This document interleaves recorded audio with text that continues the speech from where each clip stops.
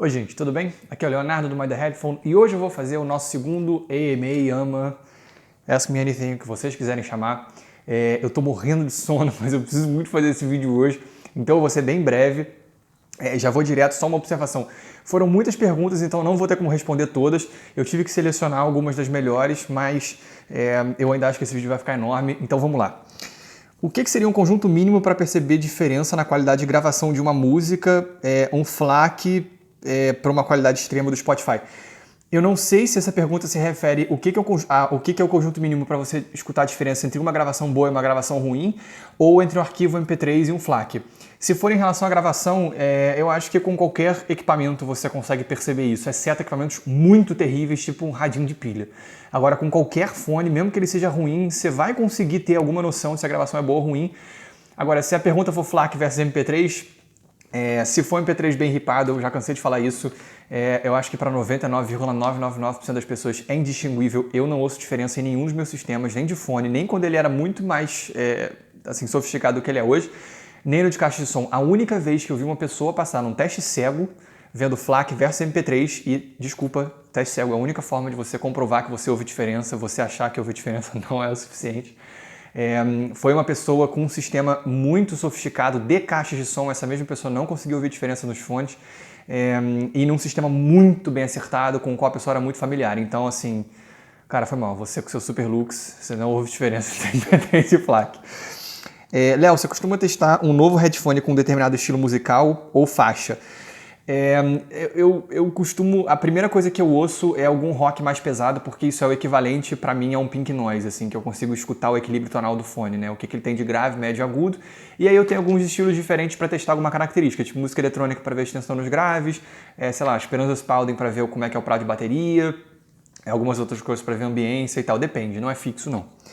O que é melhor para o iniciante? Pegar fones de entrada e ir subindo aos poucos, conforme a sua sensibilidade do som, ou ir direto para fones considerados de nicho? Eu acho que é muito mais legal a jornada, então eu começaria com fones mais baratos para você ir subindo a escada e vendo aos poucos o que os incrementos te oferecem. Mais de uma vez eu já vi uma pessoa assim que tinha dinheiro ir direto para um topo de linha e rapidinho desanimar do hobby. Para mim o mais legal é a jornada, não é onde você chega. Em que ponto compensa começar a investir em DACs em relação ao fone? Seria possível achar uma equação que balanceasse o valor do fone com o DAC? Não, eu acho isso mais difícil. Eu acho que DAC é o menos influente entre os três, tipo fone, caixa de som, fone, amplificador e DAC. E eu acho que é aquilo, se você estiver investindo no amplificador, aí eu acho legal você já pegar um DAC também. Exceto se você estiver falando de fones muito baratos e ser tipo um Super Lux e você precisa de um amplificador só porque ele está muito baixo. Então, assim, é difícil. Mas eu investiria num DAC quando você precisa também de um amplificador. E mesmo assim, nem sempre é necessário. Além de ouvir gêneros variados de músicas, de preferência arquivos com qualidade, o que é mais relevante para entendermos melhor aquilo que ouvimos? Como é que você treinou os seus ouvidos? Quais são os parâmetros? A pergunta é parecida. O que é mais relevante para entender o que a gente ouve? Depende, eu acho que é a experiência. Tipo, você...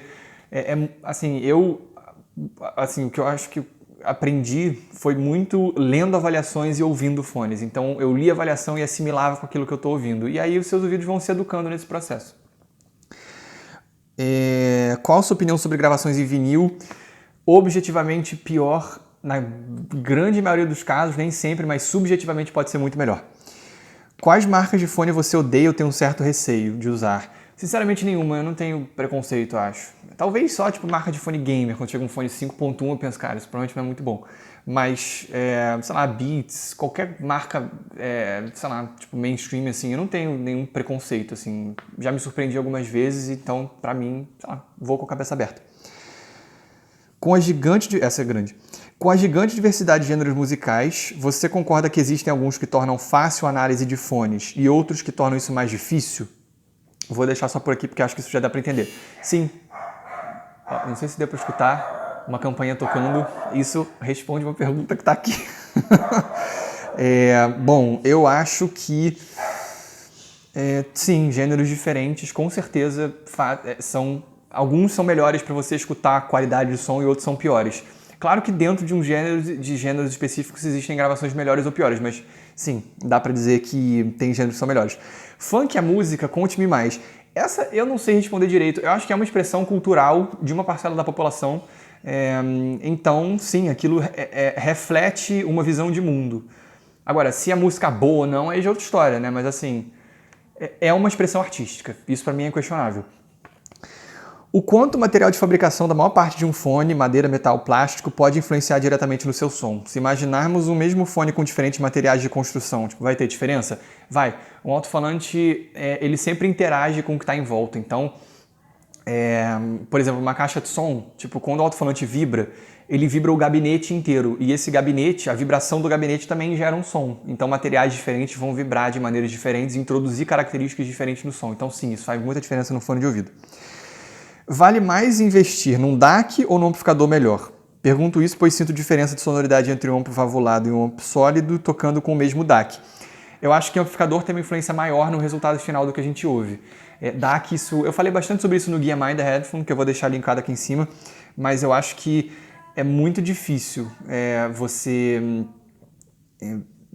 DAC é muito mais complicado, é muito mais variável. Eu já escutei DACs que custam a mesma coisa, são muito diferentes.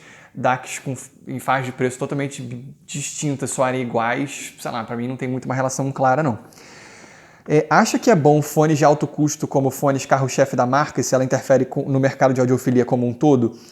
Eu acho que existem duas formas de olhar para isso. A primeira é se é bom. E aí entra uma questão de posicionamento. Em termos de posicionamento de mercado, é bom uma marca ter um fone muito sofisticado como topo de linha, porque isso afeta a maneira como você enxerga essa marca.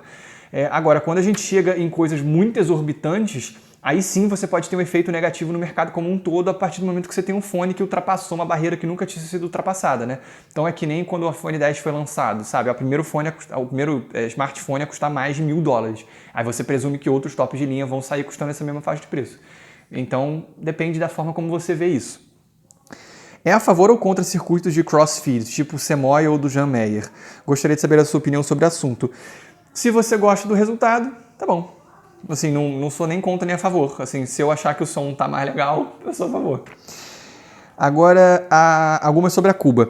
A alta carga tributária e a burocracia não te desanimaram ao lançar seu headphone? Você já pensou em desistir? Eu não pensei em desistir, mas desestimulam muito. O Brasil é um ambiente absurdamente hostil para empreender. Então, é muita porrada o tempo inteiro, é muita burocracia, é coisa que fica 6 meses parada na alfândega sem motivo. É muito soco em ponta de faca, mas estamos aqui, firme e forte. Já tem notícias sobre os planos da Cuba, principalmente levando em conta todos os reviews e avaliações? E o que você tem achado do resultado final do disco? E como é que você tem sentido sobre todo o feedback da comunidade? Bom, eu estou muito satisfeito com o resultado, evidentemente pontos de melhora aparecem. Planos, a gente ainda não tem nada definido, a gente não sabe se a gente parte para um produto mais sofisticado ou um produto de mais baixo custo. Entra naquilo que eu acabei de responder sobre a imagem de uma marca, né? Eu lançar um produto de baixo custo vai fazer com que o público normal me veja mais como um competidor de uma JBL da vida. Eu lançar um produto bem mais sofisticado vai reforçar a nossa posição como uma empresa inovadora de produtos de qualidade e tudo mais. Brigar só com preço é muito perigoso. Quero comprar um Cuba Disco por diversos motivos, mas tenho medo de vocês fecharem por ser uma empresa nova aqui no Brasil. Como é que eu compraria minhas peças de reposição caso isso acontecesse? O que acontece com a garantia? Essa é uma ótima pergunta. A gente usa peças padrão, as peças de desgaste. Então, assim, o cabo você conseguiria comprar um cabo que já existe. Acho que os cabos da Hi-Fi Man usam o mesmo padrão, que são 2 conectores P2 no fone também, mono. E você consegue mandar fazer também um cabo desse sem problema nenhum. Earpad é só pelo diâmetro, se não me engano a Brainwaves tem algumas earpads que funcionam bem no disco. Eu nunca testei, mas já vi gente que usou. Então, é claro que a garantia não seria difícil, né? Assim, duraria o estoque da empresa. Então vamos supor que a Cuba fecha daqui a 1 ano e eu tenho estoque. Esse estoque vai ser utilizado para reposição de garantia, né? Não vou queimar o estoque. Mas, eventualmente, você precisaria buscar outras opções. O quanto a repercussão da Cuba afeta você? Não sei, me afeta bem. Assim, eu gosto de ter meio que esses 2 trabalhos, sabe? Gosto de ter a Cuba, né? Esse é meu negócio, a minha vida, mas gosto dessa parte do hobby também. E acho que tem sido interessante observar o feedback das pessoas que estão vendo, assim, que é a mesma pessoa por trás das 2 coisas. Porque aqui acho que eu nunca falei sobre a Cuba, né? Como é que você enxerga esse mercado no Brasil nos dias de hoje, tendo em vista que as pessoas costumam gastar mais em um fone do que gastavam antigamente, tendo em vista a melhor qualidade? Eu acho que existe um nicho que está cada vez mais ligando para uma qualidade mais alta, mas ainda acho que é um nicho. Acho que, no geral, o mercado no Brasil ainda é bastante estagnado. A gente tem visto isso com a Cuba. Existe uma resistência muito forte ao preço. Pessoas que estão acostumadas e acham que qualquer fone bom custa R$200, né? Aí vê um fone de 690 e se assusta. Não é como vocês robistas que sabem que fone custa, cara, $3.000. Essa é muito boa. O que significa Cuba? É o seguinte, vou tentar ser bem breve. A gente estava buscando um nome para a empresa e aí a gente resolveu entrevistar as pessoas para descobrir o que era música na vida delas, o que a música representava para essas pessoas. E a gente viu que as respostas eram sempre: eu uso música para relaxar, eu uso música para me divertir, eu uso música para relembrar de momentos, eu uso música para focar. Era sempre assim, tipo, era uma variação de eu tô num determinado momento e eu quero ir para outro que é melhor, né, para onde eu quero ir. E Cuba é um apelido em hebraico que significa aquele que substitui por ser melhor. Então é isso, né? A gente quer que o nosso fone mostre para você a música de uma maneira que vai fazer com que você entre num mundo melhor naquele momento. Agora uma série culinária aqui. Feijão é em cima ou embaixo? Pô, em cima. Eu nunca entendi botar feijão embaixo. Pô, tu vai comer um macarrão, você bota o molho aonde? Em cima, porque o molho é líquido, ele vai entrar ali no macarrão. Então, de feijão é a mesma coisa, ele vai entrar no arroz. Você bota embaixo, fica misturando, horroroso. Açaí ou sorvete? Por quê? Aquela campanha foi um açaí que eu pedi, açaí com leitinho. Cara, é de lei, acho que quase todo dia eu tomo isso. Se você tivesse que ouvir uma única banda pro resto da sua vida, qual seria e com qual fone? Eu não consigo dizer, assim, a resposta que eu vou dar agora, que provavelmente seria o CD Blonde do Frank Ocean, daqui a um mês pode ser que não seja mais. Então, e com qual fone? Sennheiser Orpheus, né? Acho que já que é pra fazer, vamos fazer direito. De quanto em quanto tempo você apara a barba? Sei lá, tipo uma vez por semana, talvez. Às vezes eu fico com cara de mendigo. Você tá no meio de um apocalipse zumbi e apenas Calypso, aviãozinhos do forró ou calcinha preta podem defendê-lo. Qual a sua escolha? Calypso. Acho que, pô, guitarrista é muito absurdo. Qual foi o fone que você mais gostou e por qual motivo?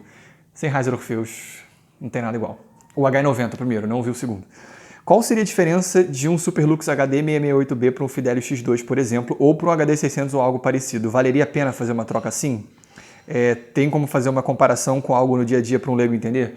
É muito difícil, né? Acho que um AMA não é um lugar para eu discorrer muito sobre a diferença entre um fone e outro, mas fones mais sofisticados vão trazer para você geralmente uma melhor qualidade de construção, né? Características físicas melhores e um som que geralmente tem características melhores, mas isso não é definitivo. Direto existe, assim, nada impede que você prefira um Superlux ao Fidelio porque você pode gostar muito de agudo. Gosto pessoal é tudo em fone de ouvido. Quais fones com melhor custo-benefício na sua opinião? Acho que os Superluxes. Se eu fosse para assim, pensar no geral, no mercado como um todo, seria um Sennheiser HD600. Mas como eu sei que muita gente não vai considerar isso um bom custo-benefício, eu iria para os Superluxes, talvez. E in-ears eu gostei muito do Brainwaves que eu ouvi agora. VEAMANC excelente. O EarPod da Apple original é muito bom pelo que custa. E os caseiros também. Eu queria saber se a relação entre preço e qualidade dos fones da KZ é linear. Não é, porque a sua preferência conta mais qualquer coisa. Então, por exemplo, sei lá, você pode preferir os médio agudos mais fortes dos ST em relação aos S6. É o teu gosto, entendeu? Não dá pra dizer que é melhor, ponto.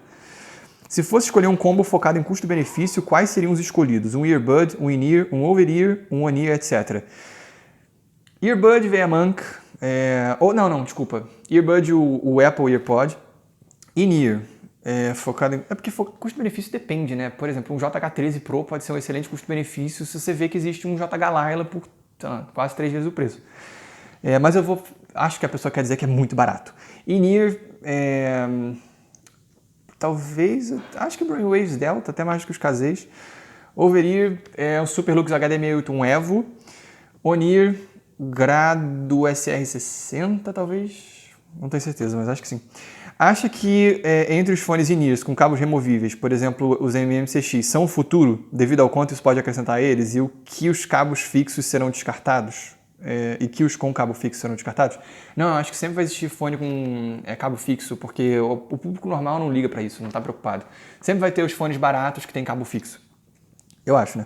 Qual fone você usa como referência para neutralidade? Também depende. Hoje em dia, o grado HPMI eu considero muito neutro, mas E depende do gênero musical, tipo, tem gêneros que o focal ali vai ser mais natural do que o grado. Depende do estilo de música que você está ouvindo, da gravação, acho que não existe um neutro absoluto. Mas se for neutralidade em relação à mídia, né, ou seja, um fone que está mostrando de uma maneira muito isenta aquilo que está gravado ali, acho que o HD600 em termos de tonalidade ainda é uma referência para mim. Se você tivesse que ficar numa ilha para o resto da sua vida e só pudesse levar o seu sistema de headphone ou o sistema de caixas, qual você escolheria? Caixas. Por mais que eu goste muito de fone, a experiência de ter o som ali na sala é impressionante. É muito incrível. É isso, gente. Essas foram as que eu selecionei. Acho que esse vídeo já deve estar imenso. E acho que eu vou botar direto assim num take só. Enfim, espero que vocês tenham gostado. No próximo, de repente, eu incluo algumas das perguntas que eu tirei aqui desse. Enfim, deixem aí qualquer outra pergunta que vocês quiserem sanar nos comentários, que eu vou ter prazer em responder. Então é isso, gente. Eu espero que vocês tenham gostado. Se vocês tiverem gostado, clique no botão de like. Se vocês tiverem gostado muito, se inscrevam no canal. Um grande abraço.